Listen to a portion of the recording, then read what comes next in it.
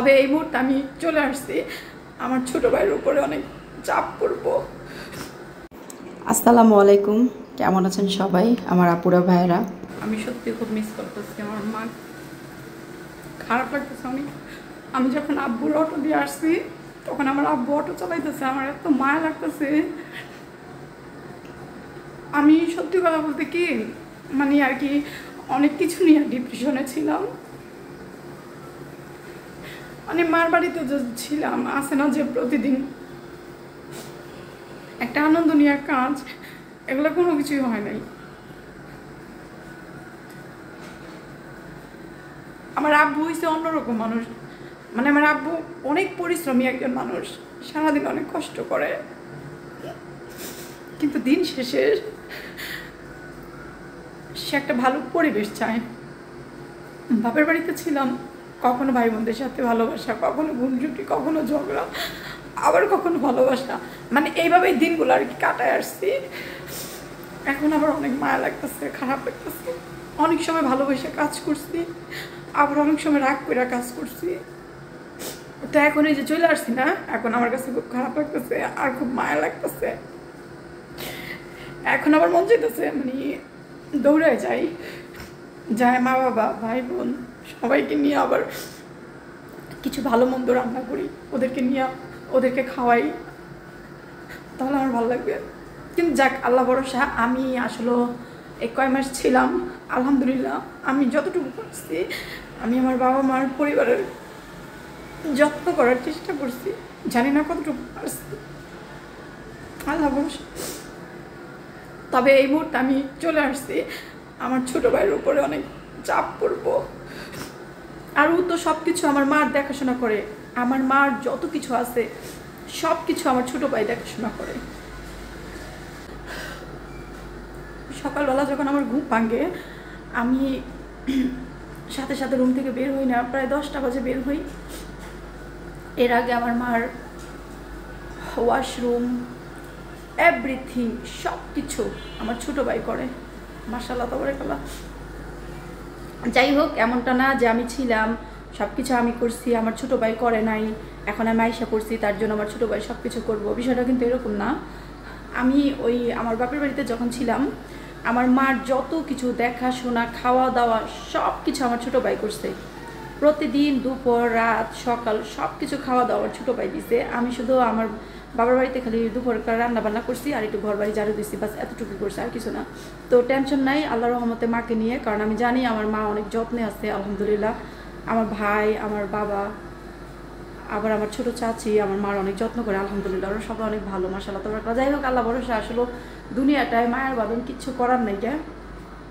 মনের মধ্যে কথাগুলো ছিল, হঠাৎ করে সব বের হয়ে গেল, এই আর কি, আল্লাহ ভরসা। তো সবাই একটু আমার জন্য দোয়া করবেন। আমি অনেকদিন পর নিজের সংসারে ফিরে আসছি।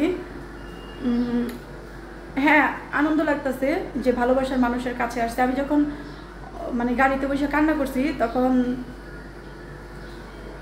আপনাদের কামাল ভাই আমাকে বলতেছে যে তুমি কান্না করতেছো কি লেগে, তুমি কার সাথে আসছো, সরি সরি সরি বলছো তুমি কার কাছে আইসো। তখন আমি তার উত্তর দিছি যে আমি আমার স্বামীর কাছে আসছি।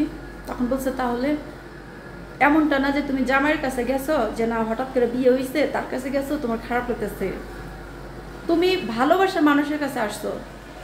মানে সে বুঝাইতেছে যে আমার আনন্দ থাকার দরকার, কিন্তু আমি তো জানি সবই বুঝি, কিন্তু কি করবো, যে মায়া লাগে। মা বাবা তো নারের সম্পর্ক, রক্তের সম্পর্ক, সব কিছু মিলে মায়ার সম্পর্ক, তার জন্য খারাপ লাগতেছে। আর ওই যে কি জানি বলতে চাইলাম, ও হ্যাঁ, সবাই দোয়া করবেন আমার মনটা যেন এখানে বসে, আমার যেন ভালো লাগে, ভালো লাগাটা কাজ করে। কারণ এর আগের বার যখন আমি একবার আসছিলাম তখনও কিন্তু আমার কাছে এরকম খারাপ লাগছিল, পরে কিছুদিন পর থাকতে থাকতে আমার এই জায়গায় ভালো লাগা শুরু হয়ে গেছে। তো এখন আবার লং টাইম বাবার বাড়িতে ছিলাম, তো সেই জন্য আবার এইখানে আসার পর আমার আর এইখানে মন টিকতেছে না, ভালো লাগতেছে না। তো সবাই দোয়া করবেন যেন আমার মনটা এখানে টিকে যায়, আল্লাহ ভরসা। তো আপনাদের কামাল ভাই বাইরে গেছে, এই তো সাথেই থাকেন, দেখতে থাকেন। বাড়িতে এসে মাহফুজকে ফোন দিছি, মাহফুজ বলছে যে আপু ভালোভাবে থাকেন, ভাইয়াকে নিয়ে সুন্দরভাবে থাকেন, রান্না বান্না করে না। আমার ভাই বইলা দিছে আপা রান্না বান্না করেন, আমি বলছি ঠিক আছে ভাই, আল্লাহ ভরসা।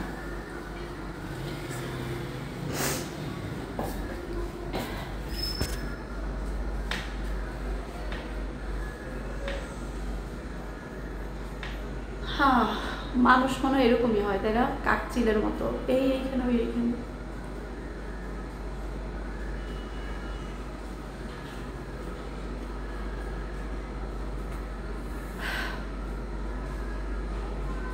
ঠিক আছে, সাথে থাকেন আপুরা। দেখেন আপুরা, পাকের ঘরের অবস্থা খুবই খারাপ, অনেক বাজে আর কি। তো একটু আগে যেহেতু আমরা আসছি, আমি আপাতত শুধু এই জায়গাটা সুন্দর করে পরিষ্কার করছি। এই জায়গাটা সুন্দর করে পরিষ্কার পরিচ্ছন্ন করে এই জিনিসপত্রগুলো রাখছি। আর আপনাদের কামাল ভাই আমাকে একটু আগে যে চিনি আর চা পাতা এনে দিছে, তো আমি পটের মধ্যে একটু পরে ভরি, আগে আপাতত এইখানে রাখি, আপাতত এইখানে থাক। আর এইখানে আমি এইমাত্র এখন খাবো আর কি। আমার খিদা লাগছে, বইনারা কি করবো বলেন। যাই হোক, এইমাত্র আপনাদের ভাইয়া আমাকে যে চিনি এনে দিছে, চা পাতা এনে দিছে, আর বলতেছে তুমি দুধ দিয়ে চা বানায় খাও। তো আমি বলতেছি যে দুধ ফ্রিজে থেকে গলাইতে সময় লাগবো। তো যাই হোক, আমি আপাতত আর কি চাটা বানায় খাই। তো আপাতত আমাকে খাওয়ার জন্য এই রুটিটা এনে দিচ্ছে। আমাকে জিজ্ঞেস করতেছে তুমি কি খাবা, মানে আমি বলতেছি যে না, আমি আসলে কিছুই খাবো না, তবে আমার আপাতত জন্য রুটি এনে দাও। তো সে রুটি এনে দিচ্ছে আপুরা, আরও মজার মজার রুটি। ওগুলো হয়েছে মানে একদম যে আছে না যে ভিতরে ক্রিম টিম মালা, ওই রুটি আবদুল্লাপুর স্টানে পাওয়া যায়। তো এখন আবদুল্লাপুর স্টানে যাওয়া লাগবে না, আপাতত এই দুইটাই খাই, এই আর কি। তো যাই হোক, আমি এখন এগুলো সুন্দর করে গুছগাছ করে একদম পরিষ্কার করে নিই। কি ময়লা নোংরা হয়ে গেছে, আল্লাহ মাফ করুক। আর ওই যে বাহিরে এত সুন্দর আবহাওয়া, বৃষ্টি হইতেছে। এখানে আমার হাজবেন্ড উনি একটু শুইছে, কারণ আমরা সকালবেলা ঘুম থেকে উঠেই মানে একদম রেডি টেডি হয়ে রওনা দিয়ে দিছি।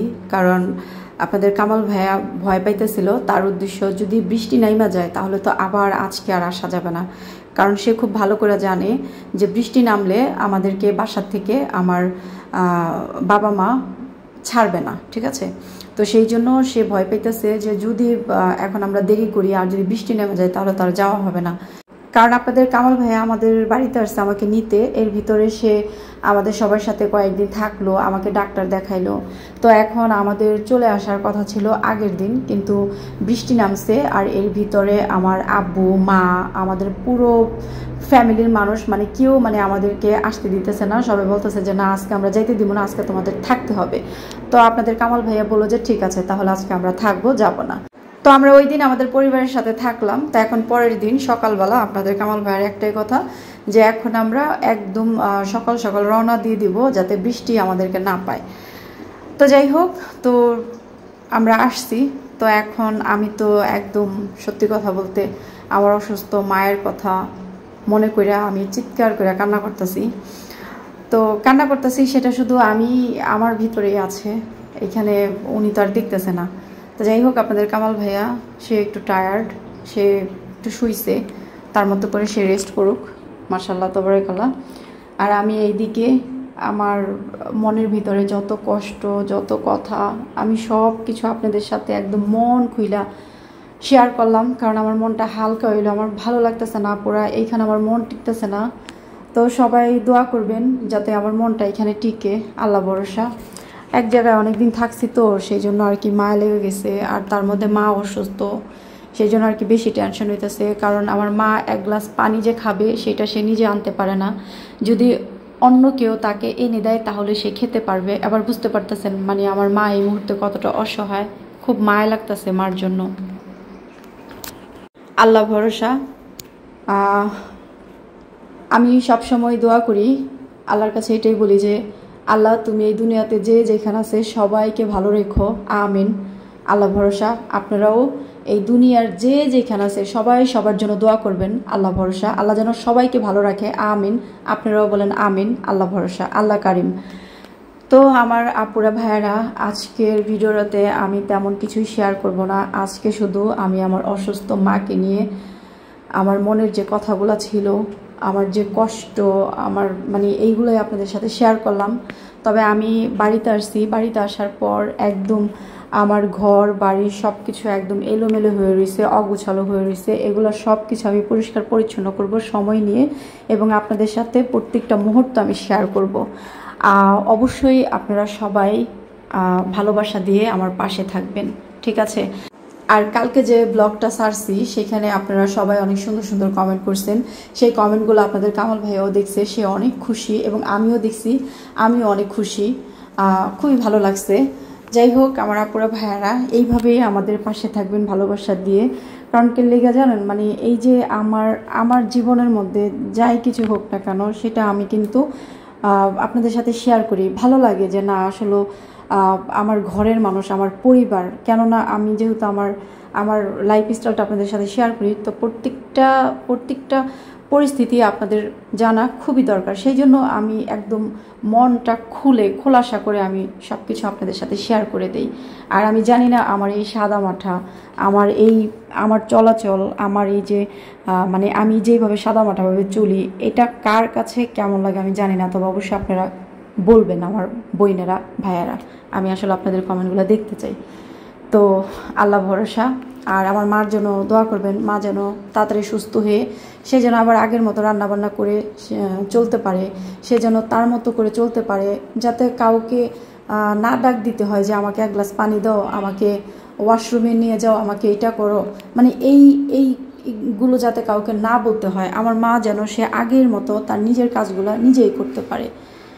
আল্লাহ ভরসা। সবাই দোয়া করবেন আপুরা, কারণ এখন আমি সবসময় টেনশনে থাকি।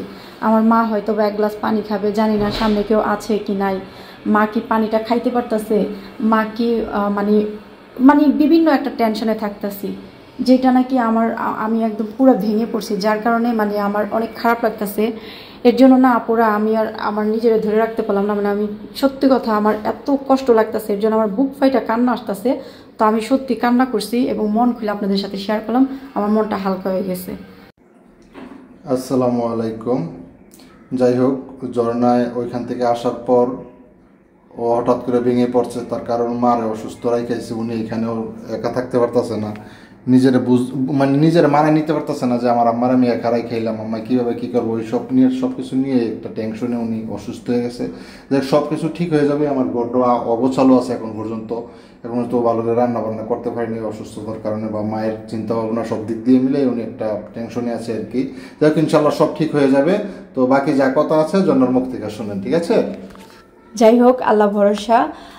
আজকের ভিডিওতে আমি আমার সংসারের অন্য কিছু দিলাম না, কারণ কি লেগা আমি আমার নতুন সংসারে আবার ফিরে আসছি, কিন্তু আসার পর দেখতেছি ঘর বাড়ি একদম ময়লা, কোনো কিছুই মানে গুছালো না, একদম এলোমেলো হয়ে রয়েছে। তো এগুলো সব কিছুই গুছগাছ করবো। তো আজকের ভিডিওটা এই পর্যন্তই থাকলো।